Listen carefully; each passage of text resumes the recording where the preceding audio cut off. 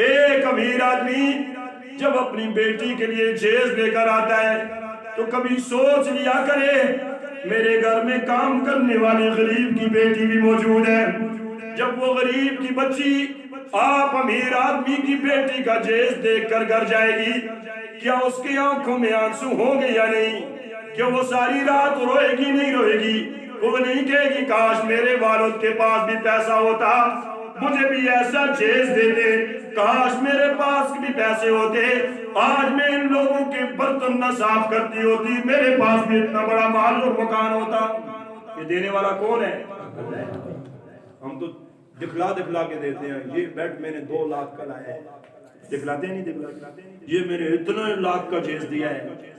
لیکن اللہ کے نبی کی سنت عطا نہیں کی، ہاں اللہ کے نبی کا تعلق نہیں دکھایا. اللہ اکبر. دارالعلوم دیوبند ہے، احمد علی لوری ہے، خاندان والے نہیں، حدیث پڑھ رہے ہیں. ایک بزرگ اللہ والے آئے، استاد جی میری بیٹی جوان ہو چکی ہے، کسی شریف آدمی کو رشتہ دے دو.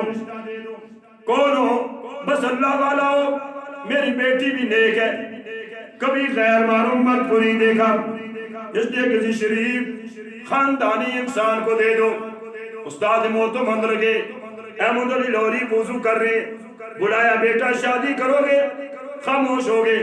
غریب ہوں، گھر بھی اپنا نہیں، مکان نہیں، مال نہیں، خاموش ہو گئے.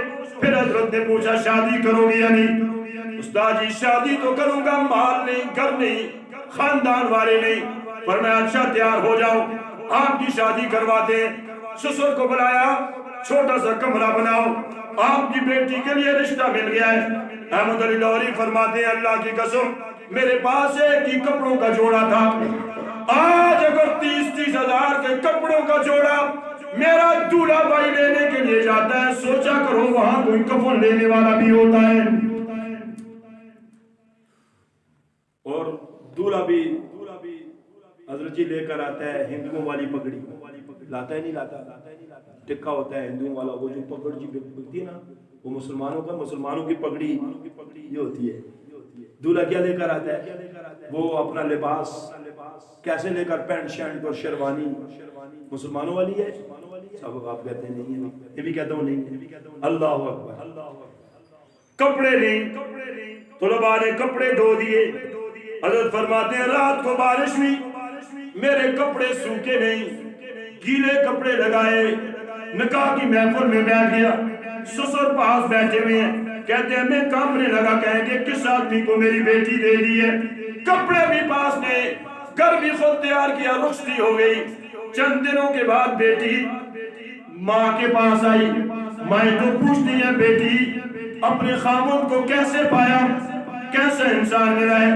آپ کے والد نے ایک اجنبی انسان کو آپ کو دے دیا، بتاؤ نا.